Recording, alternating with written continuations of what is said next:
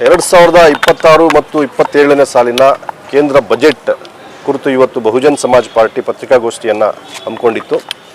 So ಹಣಕಾಸು ಸಚಿವೆ ನಿರ್ಮಲಾ ಸೀತಾರಾಮನ್ ಅವರು ಸುಮಾರು 53 ಲಕ್ಷ ಕೋಟಿ ರೂಪಾಯಿಗಳ ಬಜೆಟನ್ನು ಈ ಬಾರಿ ಮಂಡನೆ ಮಾಡಿದ್ದಾರೆ.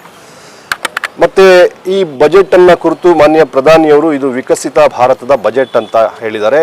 2047ರಷ್ಟರೊಳಗೆ ದೇಶವನ್ನು ಸಂಪೂರ್ಣ ಅಭಿವೃದ್ಧಿ ಮಾಡ್ತಕ್ಕಂಥ ಬಜೆಟ್ಗೆ ಇದು ಅಡಿಗಲ್ಲು ಅಂತ ಹೇಳ್ತಾ ಇದ್ದಾರೆ. ಇದು ಖಂಡಿತವಾಗ್ಲೂ ಅಪ್ಪಟ ಸುಳ್ಳು ಮತ್ತು ಮೋಸದ ಬಜೆಟ್ ಇದು.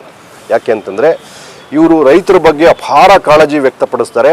ನಮ್ಮ ರೈತರಿಗೆ ಆದಾಯವನ್ನು ದ್ವಿಗುಣ ಮಾಡ್ತೀವಿ, ಡಬಲ್ ಮಾಡ್ತೀವಿ ಅಂತ ಹೇಳ್ತಾರೆ. 2014ರಿಂದ 12 ವರ್ಷ ಆಗಿದೆ ಇವರು ಪ್ರಧಾನಿಯಾಗಿ.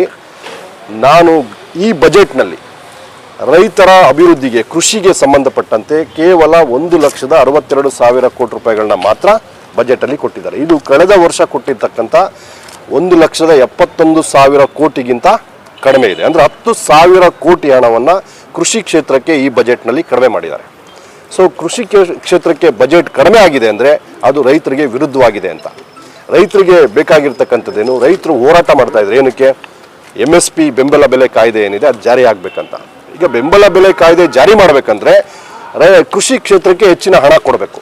ಆ ಕೃಷಿ ಕ್ಷೇತ್ರಕ್ಕೆ ಹಣ ಕೊಡೋದಿರಲಿ, ಅದು ಇರೋ ಹಣವನ್ನು ಕಡಿಮೆ ಮಾಡಿರ್ತಕ್ಕಂಥದ್ದು ಇದು ರೈತರ ವಿರುದ್ಧವಾದಂಥ ಬಜೆಟ್ ಅಂತ ನಾನು ಹೇಳಲಿಕ್ಕೆ ಬಯಸ್ತೇನೆ. ಆಮೇಲೆ ಈ ದೇಶದಲ್ಲಿ ಸುಮಾರು 32 ಕೋಟಿ ಜನ ವಿದ್ಯಾವಂತ ನಿರುದ್ಯೋಗಿಗಳಿದ್ದಾರೆ. ಈ ವಿದ್ಯಾವಂತ ನಿರುದ್ಯೋಗಿಗಳಿಗೆ ಉದ್ಯೋಗ ಒದಗಿಸ್ತಕ್ಕಂಥ, ನೇರ ಉದ್ಯೋಗ ಒದಗಿಸ್ತಕ್ಕಂಥ ಯಾವುದೇ ಯೋಜನೆ ಈ ಬಜೆಟಲ್ಲಿ ಇಲ್ಲ.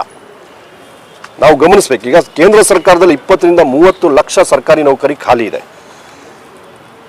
ಈ ಸರ್ಕಾರ ವಿದ್ಯಾವಂತರ ಪರವಾಗಿದ್ರೆ, ವಿದ್ಯಾವಂತ ನಿರುದ್ಯೋಗಿಗಳ ಪರವಾಗಿದ್ರೆ 20 ಲಕ್ಷ ಉದ್ಯೋಗಗಳನ್ನ ಭರ್ತಿ ಮಾಡ್ಬೋದು. 20 ಲಕ್ಷ ನಿರುದ್ಯೋಗಿಗಳಿಗೆ ಉದ್ಯೋಗ ಕೊಡ್ಬೋದು. ಅದಕ್ಕೆ ಯಾವುದೇ ರೀತಿಯಲ್ಲಿ ಬಜೆಟಲ್ಲಿ ಅಲೋಕೇಶನ್ ಇಲ್ಲ. ಈಗ 32 ಕೋಟಿ ನಿರುದ್ಯೋಗಿಗಳು ಈ ದೇಶದಲ್ಲಿ ಒಂದು ರೀತಿಯ ಅವರ ಮಾನವ ಸಂಪನ್ಮೂಲ ವ್ಯರ್ಥವಾಗಿ ಹೋಗ್ತಕ್ಕಂಥ ಒಂದು ವ್ಯವಸ್ಥೆ ನಿರ್ಮಾಣ ಆಗ್ತಾ ಇದೆ. ಇನ್ನು ಖಾಸಗಿ ವಲಯದಲ್ಲಿ ಉದ್ಯೋಗ ಸೃಷ್ಟಿಯಾಗುತ್ತೆ ಅಂತ ಹೇಳ್ತಾ ಇದ್ದಾರೆ. ಆ ಖಾಸಗಿ ವಲಯದಲ್ಲಿ ಎಷ್ಟು ಉದ್ಯೋಗ ಸೃಷ್ಟಿಯಾಗಿದೆ ಅಂತ ಸರ್ಕಾರದ ಬಳಿ ಅಂಕಿಅಂಶಗಳೇ ಇಲ್ಲ. ಸೊ ಇವತ್ತು ಖಾಸಗಿ ವಲಯದ ಉದ್ಯೋಗಗಳು ಹೆಂಗಿದೆ ಅಂತಂದರೆ ಜೀವನ ಭದ್ರತೆ ಮತ್ತು ಉದ್ಯೋಗ ಭದ್ರತೆ ಇಲ್ಲದೆ ಇರತಕ್ಕಂಥ ಉದ್ಯೋಗಗಳು. ಸೊ ಇಲ್ಲಿ ಎಷ್ಟು ಉದ್ಯೋಗ ಸೃಷ್ಟಿಯಾಗುತ್ತೆ ಅನ್ನೋದು ಕೂಡ ಗೊತ್ತಿಲ್ಲ. ಈಗ AI ಅಂತ ಒಂದು ಆರ್ಟಿಫಿಷಿಯಲ್ ಇಂಟೆಲಿಜೆನ್ಸ್ ಅಂತಕ್ಕಂಥ ಒಂದು ಟೆಕ್ನಾಲಜಿ ಬರ್ತಾ ಇರೋದ್ರಿಂದ ಈ ಜಗತ್ತಲ್ಲಿ ಕೇವಲ 10 ವರ್ಷಗಳಲ್ಲಿ 18 ಕೋಟಿ ಜನ ಉದ್ಯೋಗ ಕಳ್ಕೊಂತಾರೆ. ಭಾರತದಲ್ಲಿ ಸುಮಾರು 5ರಿಂದ 6 ಕೋಟಿ ಜನ ಉದ್ಯೋಗ ಕಳ್ಕೊಳ್ತಕ್ಕಂಥ ಅಪಾಯ ಎದುರಿಸ್ತಾ ಇದ್ದಾರೆ. ಇಂಥ ಸಂದರ್ಭದಲ್ಲಿ 32 ಕೋಟಿ ಜನ ವಿದ್ಯಾವಂತ ನಿರುದ್ಯೋಗಿಗಳ ಬಗ್ಗೆ ಆಲೋಚನೆ ಮಾಡಬೇಕಾಗಿತ್ತು. ನಿಜವಾಗ್ಲೂ ವಿಕಸಿತ ಭಾರತದ ಕನಸಿಟ್ಕೊಂಡಿದ್ರೆ ಆ ಕನಸು ಖಂಡಿತ ಇವ್ರಿಗಿಲ್ಲ. ಇವರು ಉದ್ಯೋಗ ವಿಕಸಿತ ಭಾರತ ಅಂದರೆ ಉದ್ಯಮಿಗಳ ವಿಕಸಿತ ಭಾರತ ನೋಡ್ಬೋದು ಅಷ್ಟೇ. ಇನ್ನು ಆರೋಗ್ಯ ಕ್ಷೇತ್ರಕ್ಕೆ ಕೇವಲ 1,04,000 ಕೋಟಿ ರೂಪಾಯಿ ಅನುದಾನ ಕೊಟ್ಟಿದ್ದಾರೆ.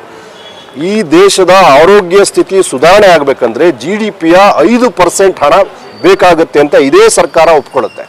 ಆದರೆ ಈ ಬಜೆಟಲ್ಲಿ ಕೊಟ್ಟಿರ್ತಕ್ಕಂಥದ್ದು 1.8% ಮಾತ್ರ, ನಾಟ್ ಇವನ್ 2%.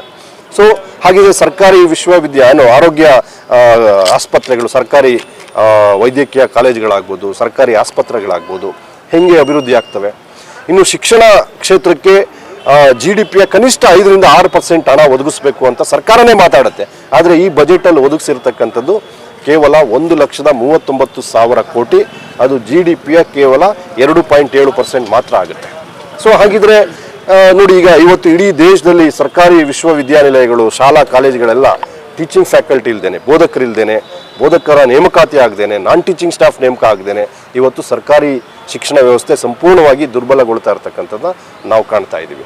ಅಂದರೆ ಈ ದೇಶ ನಿಜವಾಗ್ಲೂ ಅಭಿವೃದ್ಧಿ ಆಗಬೇಕು, ವಿಕಸಿತ ಭಾರತ ಆಗಬೇಕಂತಂದರೆ ಈ ದೇಶದಲ್ಲಿ ಸರ್ಕಾರಿ ಶಿಕ್ಷಣ ವ್ಯವಸ್ಥೆ ಏನಿದೆ, ಶಿಕ್ಷಣ ವ್ಯವಸ್ಥೆಯನ್ನು ಸದೃಢಗೊಳಿಸಬೇಕು. ಆದರೆ ದುರ್ಬಲಗೊಳಿಸ್ತಾ ಇದ್ದಾರೆ.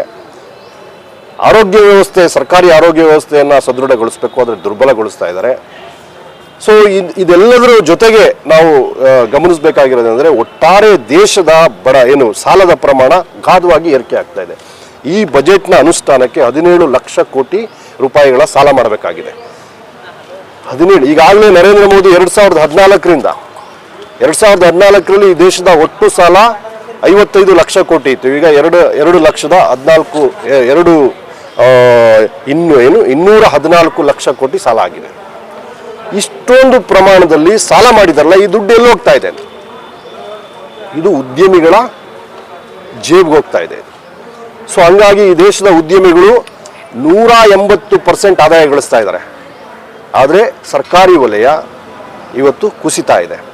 ಸೊ ಈ ದೇಶ ಮುಂದೆ ಒಂದು ದಿನ ಸಾಲದ ಸುಳಿಗೆ ಸಿಲುಕಿಸ್ತಕ್ಕಂಥ ಅಪಾಯವನ್ನು ನರೇಂದ್ರ ಮೋದಿ ಸರ್ಕಾರ ಇವತ್ತು ನಿರ್ಮಾಣ ಮಾಡ್ತಾ ಇದೆ.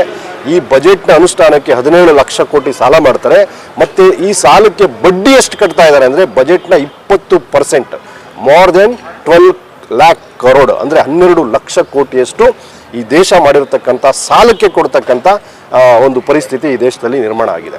ಸೊ ಹಾಗಾಗಿ ಈ ಈ ಈ ದೇಶದ ಬದಲಾವಣೆ ಆಗಬೇಕಂತಂದರೆ, ನಿಜವಾಗ್ಲೂ ಈ ದೇಶ ಅಭಿವೃದ್ಧಿ ಹೊಂದಬೇಕಂತಂದರೆ 32 ಕೋಟಿ ಇರತಕ್ಕಂಥ ವಿದ್ಯಾವಂತ ನಿರುದ್ಯೋಗಿಗಳಿಗೆ ಉದ್ಯೋಗ ಕೊಡ್ತಕ್ಕಂಥ ಯೋಜನೆಗಳು ರೂಪುಗೊಳ್ಳಬೇಕು.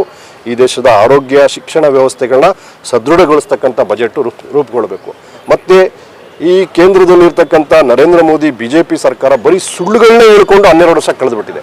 ವರ್ಷಕ್ಕೆ 2 ಕೋಟಿ ಉದ್ಯೋಗ ಸೃಷ್ಟಿ ಮಾಡ್ತೀವಿ ಅಂತ ಹೇಳಿದ್ರು 2014ರಲ್ಲಿ. ಈಗ 24 ಕೋಟಿ ಉದ್ಯೋಗ ಸೃಷ್ಟಿ ಆಗಿತ್ತು. ಆಗಿದೆಯಾ? ಇಲ್ಲ. ಕೇವಲ 11 ಲಕ್ಷ ಸರ್ಕಾರಿ ನೌಕರಿ ಭರ್ತಿ ಮಾಡಿದ್ದಾರೆ. ಉತ್ತರ ಪ್ರದೇಶದಲ್ಲಿ ಅಕ್ಕ ಮಾಯಾವತಿ ಮುಖ್ಯಮಂತ್ರಿ ಆಗಿದ್ದಾಗ ಕೇವಲ 8 ವರ್ಷಗಳಲ್ಲಿ 23 ಲಕ್ಷ ಸರ್ಕಾರಿ ಉದ್ಯೋಗಗಳನ್ನ ಕೇವಲ ಒಂದು ರಾಜ್ಯದಲ್ಲಿ ಭರ್ತಿ ಮಾಡಿದರು. ಇವರು 12 ವರ್ಷ ಪ್ರೈಮ್ ಮಿನಿಸ್ಟರು ಕೇವಲ 11 ಲಕ್ಷ ಉದ್ಯೋಗ ಭರ್ತಿ ಮಾಡಿದ್ದಾರೆ. ಅಂದರೆ ನಿರುದ್ಯೋಗಿಗಳ ಬಗ್ಗೆ ಕಾಳಜಿ ಇಲ್ಲ ಅಂತ. ಮತ್ತು 100 ಸ್ಮಾರ್ಟ್ ಸಿಟಿ ನಿರ್ಮಾಣ ಮಾಡ್ತೀವಿ ಅಂತ ಘೋಷಣೆ ಮಾಡಿದ್ರು. ಏನು ಈ ದೇಶಕ್ಕೆ ನನ್ನ ಪ್ರಕಾರ ಇಲ್ಲೇ ನಾವು ಏನು ಕರ್ನಾಟಕದಲ್ಲೇ ಅಥವಾ ಈ ದೇಶದೊಳಗೆ ಸಿಂಗಾಪುರ, ಜಪಾನು, ಅಮೇರಿಕಾ ಸೃಷ್ಟಿ ಮಾಡ್ತೀವಿ ಅನ್ನೋ ಅಂತ ಭರವಸೆ ಕೊಟ್ಟಿದ್ರು. ಆದರೆ 100 ಸ್ಮಾರ್ಟ್ ಸಿಟಿಗಳು ನಿರ್ಮಾಣ ಆಗಿದೆಯಾ? ಎಲ್ಲಿವೆ ಅವು ಪರಿಸ್ಥಿತಿ ಹೇಗಿದೆ? ಈ ಬಜೆಟ್ನಲ್ಲಿ ನಯಾ ಪೈಸೆ ಅಲೋಕೇಶನ್ ಇಲ್ಲ ಸ್ಮಾರ್ಟ್ ಸಿಟಿಗೆ. ನೀವು ಗಮನಿಸಿ. ಅಂದರೆ ಸ್ಮಾರ್ಟ್ ಸಿಟಿ ಅನ್ನೋದು ಕೂಡ ಸುಳ್ಳು ಆಯಿತು. ಇನ್ನು ಬುಲೆಟ್ ಟ್ರೈನ್ ಬಗ್ಗೆ ನಾವು ಮಾತಾಡೋಂಗಿಲ್ಲ. ಬುಲೆಟ್ ಟ್ರೈನ್ ಈ ದೇಶದಲ್ಲಿ ಇನ್ನೂ ಓಡ್ತಾ ಇಲ್ಲ. 11 ವರ್ಷ ಅವರು 12 ವರ್ಷದಿಂದ ಅವರು ಮಾತುಗಳು ಓಡ್ತಾ ಇದೆ, ಆದರೆ ಬುಲೆಟ್ ಟ್ರೈನ್ ಅಂತೂ ಓಡ್ತಾ ಇಲ್ಲ. ಸೊ ಇನ್ನು ನೀವು ಭಾಳ ಬೇಟಿ ಬಚಾವ್ ಬೇಟಿ ಪಡಾವ್ ಭಾಳ ದೊಡ್ಡ ಘೋಷಣೆ. ಆ ಬೇಟಿ ಬಚಾವ್ ಬೇಟಿ ಪಡಾವ್ಗೆ ಒಂದೇ ಒಂದು ನಯಾ ಪೈಸೆ ಕೊಟ್ಟಿಲ್ಲ. ಸ್ವಚ್ಛ ಭಾರತ ಅಭಿಯಾನ್ ಒಂದು ನಯಾ ಪೈಸೆ ಕೊಟ್ಟಿಲ್ಲ. ಜಲಜೀವನ್ ಮಿಷನ್ 60-70 ಸಾವಿರ ಕೋಟಿ. ಅಭಿವೃದ್ಧಿ ಶೂನ್ಯ ಅಂತ ಹೇಳೋದಕ್ಕಿಂತ ಸುಳ್ಳು ಭರವಸೆಗಳನ್ನ ಕೊಟ್ಟು ಜನರನ್ನ ದಿಕ್ಕು ತಪ್ಪಿಸ್ತಕ್ಕಂಥ ಬಜೆಟನ್ನು ಮಂಡಿಸ್ತಾ ಇದ್ದಾರೆ ಅಂತಕ್ಕಂಥದ್ದನ್ನ ನಾವು ಈ ಸಂದರ್ಭದಲ್ಲಿ ಹೇಳಬೇಕಾಗಿದೆ. ಈ ಜನ ಇದ್ರ ಬಗ್ಗೆ ಗಂಭೀರವಾಗಿ ಆಲೋಚನೆ ಮಾಡಬೇಕು. ಈ ಏನು BJP ಸರ್ಕಾರ 12 ವರ್ಷಗಳಿಂದ ನಿರಂತರವಾಗಿ ಸುಳ್ಳುಗಳನ್ನ ಹೇಳ್ಕೊಂಡು ಸುಳ್ಳು ಭರವಸೆಗಳನ್ನ ಕೊಟ್ಟುಕೊಂಡು ದೇಶದ ರೈತರನ್ನ, ಕಾರ್ಮಿಕರನ್ನ ಮತ್ತು ನಿರುದ್ಯೋಗಿಗಳನ್ನ ದಿವಾಳಿ ಎಬ್ಬಿಸ್ತಾ ಇದ್ದಾರೆ. ಮತ್ತೊಂದು ಕಡೆ ಏನು ದೊಡ್ಡ ದೊಡ್ಡ ಉದ್ಯಮಿಗಳನ್ನು ಕೊಬ್ಬಿಸ್ತಾ ಇದ್ದಾರೆ. ಇದ್ರ ಬಗ್ಗೆ ಹೆಚ್ಚು ಚರ್ಚೆ ಆಗಬೇಕಂತೇಳಿ ಈ ಸಂದರ್ಭದಲ್ಲಿ ಹೇಳಕ್ಕೆ ಬಯಸ್ತೇನೆ. ಎಂ ಕೃಷ್ಣಮೂರ್ತಿ, ರಾಜ್ಯಾಧ್ಯಕ್ಷರು, ಬಹುಜನ್ ಸಮಾಜ್ ಪಾರ್ಟಿ.